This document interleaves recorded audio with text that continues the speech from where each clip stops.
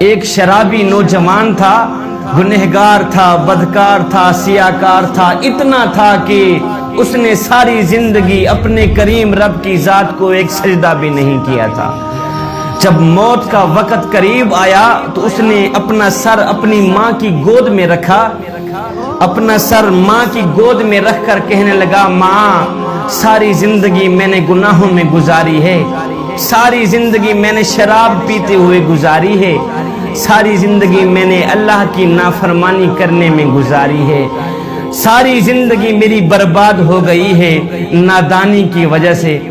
ماں میرا موت کا وقت قریب ہے، میں مر گیا تو اپنے مرشد کے پاس جانا، سفارش کرانا کہ وہ میرا جنازہ آ کے خود ہی پڑھائے گا۔ صاحب ظاہر ہے کہ مرشد جب جنازہ پڑھانے کے لیے آئے گا تو 4 بندے بھی اس کے ساتھ ہوں گے، نہیں تو میرا جنازہ کون پڑھے گا؟ میں تو اتنا گنہگار ہوں، بدکار سیاکار ہوں، میں نے ساری زندگی شرابیں پیتے ہوئے اللہ کی نافرمانی کرتے ہوئے گزار دی۔ اللہ اکبر۔ ماں اٹھی گئی اپنے مرشد حضرت حسن بصری کے پاس، جا کر کہنے لگی، میرے مرشد میرا بیٹا موت کے قریب ہے، تو وہ کہہ رہا ہے جب میں مر جاؤں تو اپنے مرشد کو کہنا کہ وہ آ کے میرا جنازہ پڑھائے گا۔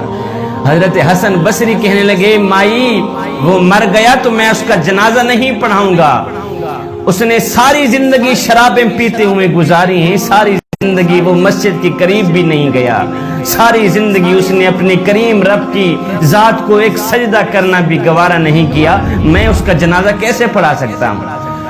اللہ اکبر۔ وہ ماں روتے ہوئے واپس آئی، دوبارہ اپنی گود میں اپنے بیٹے کا سر رکھا، سر رکھ کر کہنے لگی، بیٹا کاش کہ تو نے زندگی میں ایک بات بھی میری مانی ہوتی تو آج میرا مرشد جنازہ پڑھانے سے انکار نہ کرتا، زندگی میں ایک بات پر بھی تو نے عمل کیا ہوتا، آج میرا مرشد تیرا جنازہ پڑھانے سے انکار نہ کرتا۔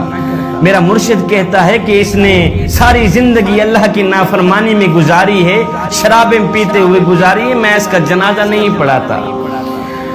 اللہ اکبر۔ نوجوان رونے لگ گیا۔ جوانو سنو، نوجوان کی آنکھیں خون کے آنسو بہانے لگ گئی، ماں تڑپنے لگ گئی۔ نوجوان نے کہا، اماں جی ایک بات تو بتائیں۔ ماں کہنے لگی، جی بولو بیٹا، کیا کہنا چاہتے ہو؟ نوجوان نے کہا، ماں مجھے اتنا بتا دے کہ میرے گناہ زیادہ ہیں یا میرے کریم رب کی رحمت زیادہ ہے؟ میرے گناہ زیادہ ہیں، میری بدکاریاں زیادہ ہیں، یا اس کریم رب کی رحمت زیادہ ہے؟ ماں خاموش رہی، ماں نے کوئی جواب نہ دیا۔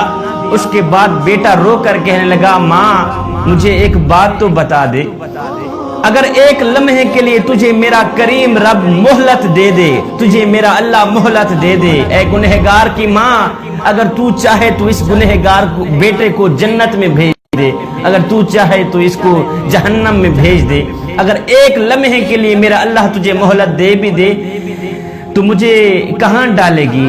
جنت میں ڈالے گی یا جہنم میں پھینک دے گی؟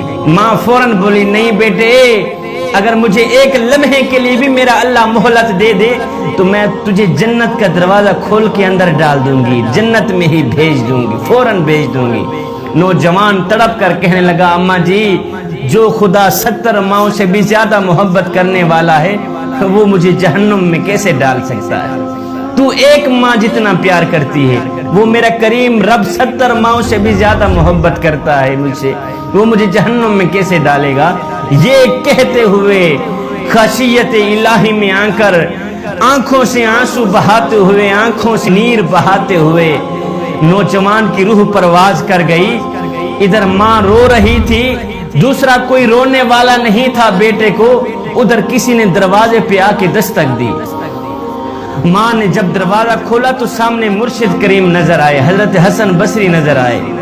محترمہ کہنے لگی، مرشد کریم آپ نے تو مجھے جواب دیا تھا، آپ کیسے آ گئے؟ آپ کو کیسے پتہ چلا کہ میرا بیٹا فوت ہو گیا ہے؟